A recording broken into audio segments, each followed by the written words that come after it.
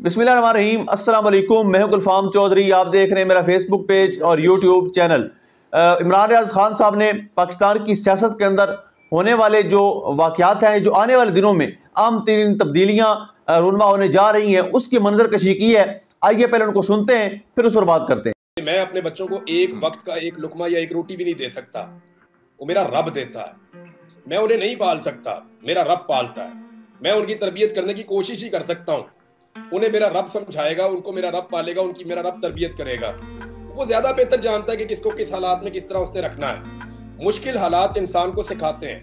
हाँ, वालिद के बारे में मुझे अपने वालिद के बारे में अफसोस होता है कि ये उनकी आराम करने की उम्र है। ये उनकी उम्र है कि वो रिलैक्स करें।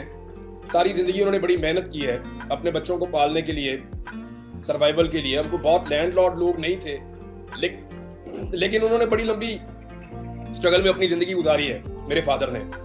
तो मैं चाहता था कि वो इसमें आराम करें, लेकिन उनके लिए बड़ी रिस्पॉन्सिबिलिटीज हैं, नई जिम्मेदारियां हैं। वही अब मेरी पूरी फैमिली को सपोर्ट कर रहे हैं। खुद वो पाकिस्तान में नहीं है, कारोबार उनके बंद हो गए हैं। बाहर अब उन्होंने नया काम भी शुरू किया है। वो बाहर बिजनेस भी कर रहे हैं, बच्चों को भी देख रहे हैं, मेरे बच्चों को देख रहे हैं, अपने बच्चों को भी देख रहे हैं। फिर घर बंद पड़ा है, सारी चीजें बंद पड़ी हैं, उनको मैनेज भी करनी है। फिर वो मेरे साथ भी राब्ते में रहते हैं, मेरी खैरियत की भी उनको फिक्र होती है। तो मैंने उनके लिए कोई अच्छे हालात नहीं छोड़े। यानी मैं बाद औक़ात अपने आप को इसमें ब्लेम भी करता हूँ। लेकिन मेरे पास जो आपने सवाल पूछा उसका जवाब कोई नहीं है। मैं कोशिश ही कर सकता हूँ ना कि मेरे बच्चे जहाँ पे भी रहें, स्कूल में जाएं, जहाँ पे भी रहें, जो है वो नॉर्मल लाइफ गुजारने की कोशिश करें। और उसमें मेरी वालदैन का, मेरी बेगम का, इनका बड़ा रोल है। वो कोशिश करते हैं बच्चों को मैनेज करने की और चीज़ों को मैनेज करने की। उम्मीद है अल्लाह ताला कोई बेहतर रास्ता निकालेगा। लेकिन अगर मैं आपको ये कहूँ कि हमें हमारे लिए सबसे बेहतर क्या है, तो वो पाकिस्तान के हालात बेहतर हो, नॉर्मलाइज हो, यहाँ फ्रीडम ऑफ स्पीच हो, हमारे ऊपर इस किस्म की जो फस्तायत है वो बंद हो जाए, ये जुल्म और जबर बंद हो जाए। तो सबसे बेहतर तो हम अपने घर में हैं कि हम सारे अपने घर में वापस आए, वापस आके हम अपने जो है मेरे बच्चे अपने स्कूल के अंदर जाएं जहाँ पे वो बचपन से पढ़ते रहे हैं।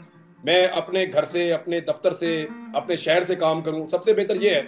लेकिन अगर मुल्क एक गलत सिमत में जा रहा है और मैं उसमें 1% भी रोल प्ले कर पा रहा हूँ या आधा फीसद भी कर पा रहा हूँ और उसके लिए मुझे ये कीमत चुकानी पड़ रही है, तो ये कोई बड़ी कीमत नहीं है, कोई बात नहीं। खैर है, मैं आपको एक चीज बताता हूँ। ये ना अल्लाह रब्बुल इज्जत ने कुरान पाक में भी कहा है कि वो ना हमारे दिलों में एक दूसरे के लिए मोहब्बत पैदा कर देता है। फिर अल्लाह ताला कहता है कि और तुम सारी दुनिया की दौलत खर्च करके भी ये नहीं कर सकते थे। अगर मेरा रब मुझे सारी दुनिया की दौलत दे देना और वो मैं सारी दोनों हाथों से लुटा दूं अपने लोगों के ऊपर, मैं फिर भी ये प्यार हासिल नहीं कर सकूंगा। मेरा ये ईमान है। वो अल्लाह रब्बुल इज्जत है ना, वो बड़ा मेहरबान है। वही लोगों के दिलों में एक दूसरे के लिए प्यार पैदा करता है। आप देखें ना, मैं अब इमरान खान की आप मिसाल ले लें। मैं तो एक बहुत छोटा आदमी हूँ। इमरान खान जेल में है, वो लोगों से बात नहीं कर पाता, लोगों को दिखाई नहीं देता और लोगों को देता भी कुछ नहीं है। इमरान खान अपने हाथ से लोगों को क्या देता है? कुछ भी नहीं देता। उसके घर जाओ तो वो तो किसी को चाय पानी नहीं पूछता। तो उस आदमी के लिए लोग पहले मार खाते हैं, जिल्लत और रुसवाई उठाते हैं, कैदें काटते हैं, टॉर्चर सहते हैं और उसके बाद बाहर आते हैं और फिर उसका नारा लगाते हैं। ये अल्लाह रब्बुल इज्जत इंसान के दिल में डालता है। अगर एक आदमी के लिए दूसरे आदमी के दिल में मोहब्बत है तो ये मेरे रब का करम है। मैं उसका शुक्रिया ही अदा नहीं कर सकता। अगर मुझे प्यार करने वाले चंद लोग भी हो ना, तो मैं अपने अल्लाह का शुक्रिया अदा नहीं कर सकता। लेकिन मुझे जितना लोगों ने प्यार किया, अब आपको मैं एक अजीब बात बताता हूँ। ये बहुत अजीब बात है, बहुत ही आपको हैरत होगी। एक दिन बड़ी इमरजेंसी थी, मैंने रैंडमली एक दरवाजा खटखटाया, ऐसे ही रैंडमली। तो वो दरवाजा खोला, अंदर एक खातून थी, उनके साथ एक लड़का खड़ा था। तो मैंने कहा आ जाऊं, तो उन्होंने मुझे पकड़ के अंदर खींच लिया कि जल्दी आ जाओ, इधर आ जाओ। उन्हें मेरी शक्ल देख के आइडिया हो गया कि उसको थोड़ी सी मदद चाहिए। वो थी एक इमरजेंसी एक मौके पे। तो मामला ये है कि मुझे तो नहीं पता था कौन लोग हैं ये। तो लोग हमें ओन करते हैं एक दूसरे को। अब इस्लामाबाद के अंदर आप ये देखें, जब लोग आए, आपने खुद देखा अपनी आंखों से कि खवातीन और बच्चे और बुजुर्ग जो हैं, जो इस्लामाबाद के रहने वाले हैं, वो खाना लेकर आ रहे थे, पानी लेकर आ रहे थे, नमक लेकर आ रहे थे, तौलिए लेकर आ रहे थे गीले करके। ये कौन उनके दिल में डाल रहा था? ये कोई दुश्मन तो नहीं है रियासत के, ये पाकिस्तान के टैक्स पेयर हैं। आपको सोचना पड़ेगा। यानी कभी आपने देखा कि कोई पॉलिटिकल पार्टी इस्लामाबाद में आई हो और इस्लामाबाद के लोग निकले हो उनकी मदद करने के लिए, उनको प्यार करने के लिए? या उनका ख्याल रखने के लिए। अल्लाह ताला ने इन लोगों के दिलों में एक दूसरे के लिए मोहब्बत डाल दी है। ये जो रिजीम चेंज हुआ ना, एक वक्त आएगा कि हम सबको जनरल बाजवा का शुक्रिया अदा करना पड़ेगा, और इस पूरे सिस्टम का जिसने हमें डंडे मारे हमें इसका शुक्रिया अदा करना होगा। इन्होंने हमें कौम बना दिया। मुझे कभी भी मेरे बलोच बहन भाइयों का दुख समझ ही नहीं आता अगर ये मुझे दुख ना देते तो। मुझे कभी भी मेरे कबायली बहन भाइयों का दुख समझ ही ना आता अगर ये मुझे ये तकलीफ और दुख ना देते तो। आज मैं अपने दिल के अंदर वो सारी चीजें महसूस करता हूं जब उनके साथ होती है, क्योंकि मैं इसके अंदर से गुजरा हूं। हम जो पंजाब के रहने वाले लोग हैं ना, या खैबर पख्तूनख्वा के शहरी इलाकों में रहने वाले लोग हैं, हम सबको झोलियां उठाकर दुआएं देनी चाहिए रिजीम चेंज करने वालों को कि तुम्हारा बहुत शुक्रिया, तुमने हमारी आंखों का ऑपरेशन किया। तुमने हमें बताया कि हमारे बाकी बहन भाई किस तकलीफ से गुजरते हैं, किस कर्ब से गुजरते हैं। हमें तो पता ही नहीं था, हम तो इस दर्द को, इस दुख को समझते ही नहीं थे। तो हमें अल्लाह का शुक्र है, अल्लाह रब्बुल इज्जत का बहुत शुक्र है कि हमें समझ आ गई है। तो हमें एक कौम में कन्वर्ट किया है। आपको पता है मैं बलूचिस्तान गया था, मैंने वहां कुछ अर्सा गुजारा बलूचिस्तान में, पहाड़ों पे। तो अब आपको ऐसी बात बताऊंगा कि आप हैरान हो जाएंगे। वो एरिया जहां पे इंटरनेट का इतना सा भी सिग्नल जाता है ना, इतना सा भी, जहां पे एक सिग्नल आता है ना थोड़ा सा इंटरनेट का, वहां पे भी आपकी आवाज जाती है। वहां पे भी लोग जानते हैं कि सच क्या और झूठ क्या है, और बिल्कुल वैसे ही जानते हैं जैसे लाहौर में या इस्लामाबाद में जानते हैं। मैं बताऊं, ये जो टर्मिनोलॉजी इस्तेमाल होती है ना, डिजिटल दहशतगर्दी, ये इट्स रियली अ प्रॉब्लम। अभी इस्लामाबाद और रावलपिंडी में बैठे हुए लोगों को पता ही नहीं है कि ये खतरा कितना बढ़ गया है। पाकिस्तान के किसी एक कोने में, मैं पिछले तकरीबन को 3-4 माह में ना पूरा पाकिस्तान फिरा हूं। मेरा ये तरीकाकार था कि थोड़ा अर्सा इधर रह गए, फिर इधर रह गए, फिर इधर रह गए, फिर इधर रह गए, मैं ऐसे घूमता भी रहा हूं बड़ी देर तक। तो मैंने इस बीच में, जब तक कि मैंने अपने आप को पूरी तरह महफूज नहीं किया, तब तक मैं ये चक्कर भी लगाता रहा। तो मैंने कोई ऐसा कोना पाकिस्तान का नहीं देखा जहां मैसेज नहीं पहुंच गया, और वेरी वेल कन्वेड। ये ऐसा नहीं है कि आपको मैसेज कहीं आधा पहुंचा है, कहीं पूरा पहुंचा है, कहीं अंडरस्टैंडिंग का फर्क है। एक बात जरूर है कि अंडरस्टैंडिंग बड़ी क्लियर है। पाकिस्तान के लोग ये समझते हैं कि हम सियासतदानों की वजह से नहीं, पाकिस्तान की एस्टेब्लिशमेंट की गलत पॉलिसीज की वजह से आज ना सिर्फ तकसीम का शिकार है, बल्कि आज हम कमजोर भी हैं, आज हमारे बड़े मसाइल भी हैं।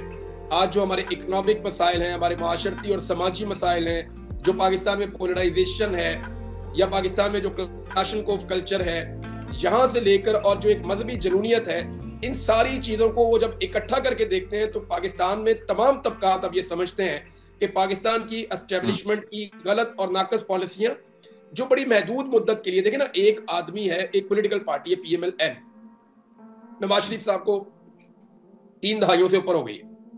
पीपल्स पार्टी को 50 साल की जमात हो गई है ऑलमोस्ट। जुल्फिकार भुट्टो के टाइम की ये जमात है, 50 साल 5 दहाइयां इसको भी हो गई। अगर आप खाली मुस्लिम लीग कहें तो वो कायदे आज़म के दौर में बनी थी। तो पॉलिटिकल पार्टीज जो होती है ना, उनकी पूरी अपनी एक तारीख होती है, और उन्हें ये पता होता है कि हमारा एक फ्यूचर भी है, आने वाले वक्त में भी ये पॉलिटिकल पार्टी चलेगी और इसकी पूरी एक तारीख लिखी जाएगी। ये जो इदारे होते हैं ना, इनमें ये नहीं होता। एक शख्स आता है, वो सिर्फ अपने 3 साल 4 साल देखता है कि मेरा ये 5 साल का, 3 साल का, 4 साल का टर्नओवर है। वो अपनी जो भी पॉलिसी बनाता है वो अपने 3 साल को सामने रख के बनाता है। पॉलिटिकल पार्टी जब कोई पॉलिसी बनाती है तो वो बहुत लंबा टाइम देखकर बनाती है। सियासतदान की प्लानिंग हमेशा दहाइयों पर होती है। ब्यूरोक्रेट की या सरकारी मुलाजिम की प्लानिंग हमेशा 3 साल की, 2 साल की, 4 साल की, इससे लंबी प्लानिंग वो कर नहीं सकता। उसको पता होता है कि उसका टाइम खत्म हो जाएगा, तो उसको हर चीज जल्दी। तो जो शॉर्ट टर्म प्लानिंग पाकिस्तान से की गई ना, कभी मजहब कार्ड इस्तेमाल कर लिया गया, कभी गद्दारी का कार्ड इस्तेमाल कर लिया गया, कभी सुबाइयत का कार्ड इस्तेमाल कर लिया गया, कभी लिसानियत का कार्ड इस्तेमाल कर लिया गया, कभी सबसे पहले पाकिस्तान का नारा आ गया, कभी लिबरल अप्रोच आ गई, कभी जो है वो बिल्कुल ही एक तरफ डिफरेंट अप्रोच आ गई। तो ये पोलराइजेशन जितनी पाकिस्तान में हुई है, इसका जो सबसे बड़ा रीजन है वो पाकिस्तान की एस्टेब्लिशमेंट की बहुत शॉर्ट टर्म की जो पॉलिसीज थी, उसका सबसे बड़ा रीजन वो है। और जो लॉन्ग टर्म पॉलिसीज है वो जब भी बनेगी वो पॉलिटिशियंस बनाएंगे, वो कभी भी आपकी एस्टेब्लिशमेंट नहीं बना पाएगी, क्योंकि वो लोग बहुत महदूद मुद्दत के लिए गलत और नाकस पॉलिसियां जो बड़ी महदूद मुद्दत के लिए। देखें ना, एक आदमी है, एक पॉलिटिकल पार्टी है PMLN, नवाज शरीफ साहब को 3 दहाइयों से ऊपर हो गई। पीपल्स पार्टी को 50 साल की जमात हो गई है ऑलमोस्ट। जुल्फिकार भुट्टो के टाइम की ये जमात है, 50 साल 5 दहाइयां इसको भी हो गई। अगर आप खाली मुस्लिम लीग कहें तो वो कायदे आज़म के दौर में बनी थी। तो पॉलिटिकल पार्टीज जो होती है ना, उनकी पूरी अपनी एक तारीख होती है और उन्हें यह पता होता है कि हमारा एक फ्यूचर भी है, आने वाले वक्त में भी ये पॉलिटिकल पार्टी चलेगी और इसकी पूरी एक तारीख लिखी जाएगी। ये जो इदारे होते हैं ना, इनमें ये नहीं होता। एक शख्स आता है, वो सिर्फ अपने 3 साल 4 साल देखता है कि मेरा ये 5 साल का 3 साल का 4 साल का टर्नओवर है। वो अपनी जो भी पॉलिसी बनाता है वो अपने 3 साल को सामने रख के बनाता है। पॉलिटिकल पार्टी जब कोई पॉलिसी बनाती है तो वो बहुत लंबा टाइम देखकर बनाती है। सियासतदान की प्लानिंग हमेशा दहाइयों पर होती है। ब्यूरोक्रेट की या सरकारी मुलाजिम की प्लानिंग हमेशा 3 साल की, 2 साल की, 4 साल की, इससे लंबी प्लानिंग वो कर नहीं सकता। उसको पता होता है कि उसका टाइम खत्म हो जाएगा, तो उसको हर चीज जल्दी। तो जो शॉर्ट टर्म प्लानिंग पाकिस्तान से की गई ना, कभी मजहब कार्ड इस्तेमाल कर लिया गया, कभी गद्दारी का कार्ड इस्तेमाल कर लिया गया, कभी सुबाइयत का। जी बिल्कुल, जिस तरह से आपने सुना कि पाकिस्तान में बहुत बड़ी हलचल होने जा रही है और पाकिस्तान के जो सियासी हालात हैं वो बिल्कुल बदलने जा रहे हैं। आइंदा आने वाले दिन पाकिस्तान की सियासत में कितने अहम हैं, हमने अभी इमरान रियाज खान साहब से जाना और उन्होंने इस चीज़ को बताया। अल्लाह पाक वतन अजीज़ का हामी व नासिर हो। पाकिस्तान जिंदाबाद।